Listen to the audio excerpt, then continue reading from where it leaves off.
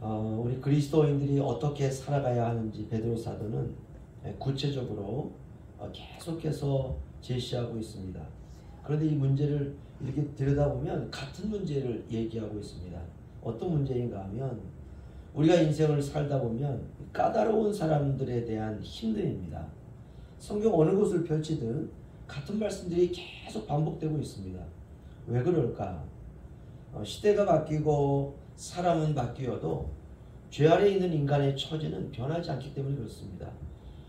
주의 눈은 의인을 향하시고, 이게 무슨 말일까요?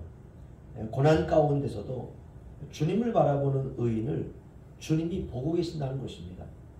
힘들고 굉장히 그 시련이 있고 고통이 있고 마음에 아픔이 있는 그리스도인들이 세상을 이렇게 살아갈 때 죄를 지을 수는 없으니까 주님을 바라보고 주님의 은혜를 소망하면서 그 살아가는 그 의인을 주님이 계속 보고 계신다는 것이. 그러니까 주님이 아시는 거죠. 내 삶의 고통을 아시고 내 삶의 시련을 아시고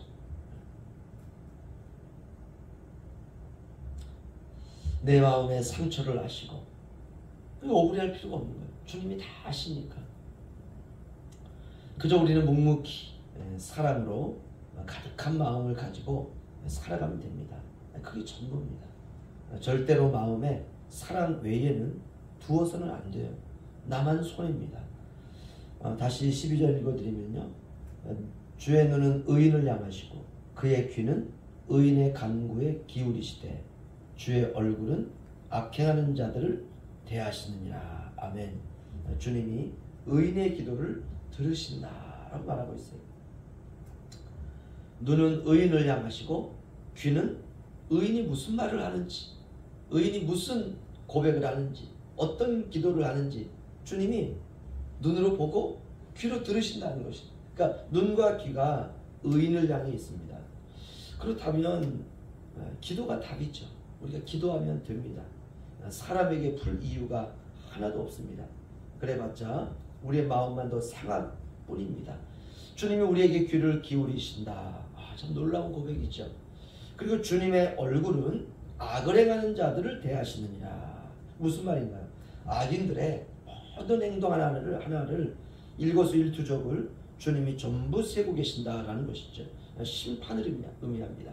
주님의 얼굴은 악인들을 향한다. 하나님이 그들을 심판하기 위해서 하나님이 다 예비하고 계신다.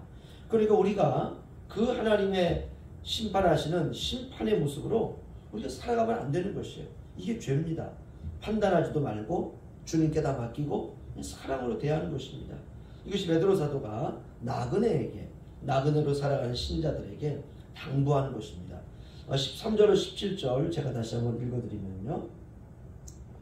또 너희가 열심으로 선을 행하면 누가 너희를 헤아리요.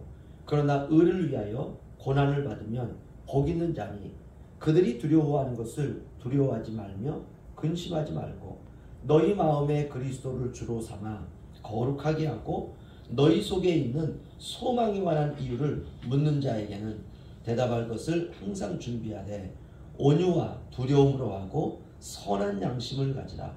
이는 그리스도 안에 있는 너희의 선행을 욕하는 자들로 그 비방하는 일에 부끄러움을 당하게 하려 함이라. 선을 행함으로 고난받는 것이 하나님의 뜻일진데 악을 행함으로 고난받는 것보다 나으니라. 아멘. 한마디로 말하면 신자는 신자의 길을 가라 이거예요.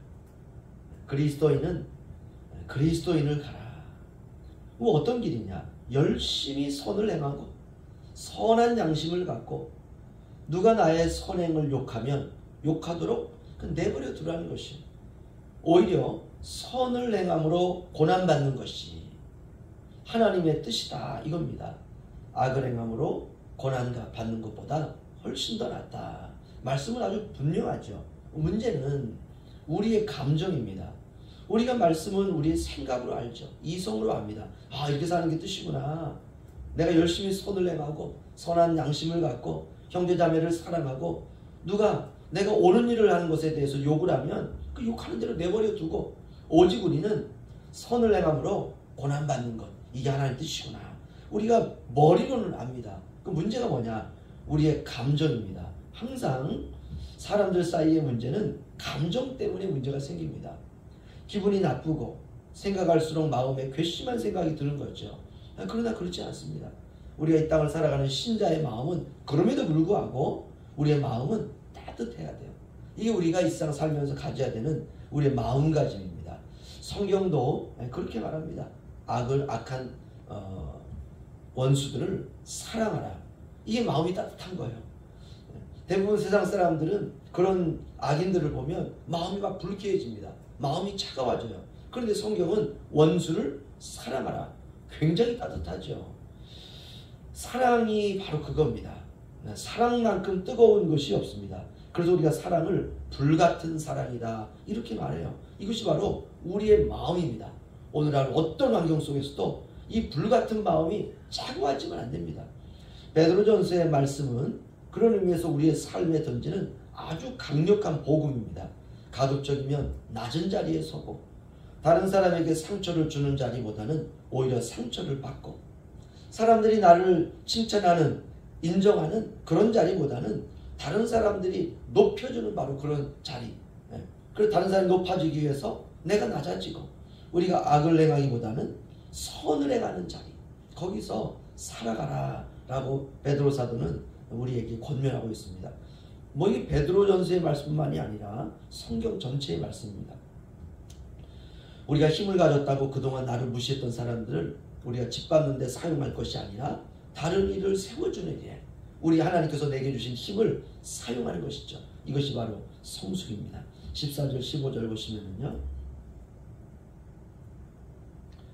그러나 의를 위하여 고난을 받으면 복 있는 자니 그들이 두려워하는 것을 두려워하지 말며 근심하지 말고 너희 마음에 그리스도를 주로 삼아 거룩하게 하고 너희 속에 있는 소망에 관한 이유를 묻는 자에게는 대답할 것을 항상 준비하되 온유와 두려움으로 하고 신자가 가져야 되는 마음 온유와 두려움입니다.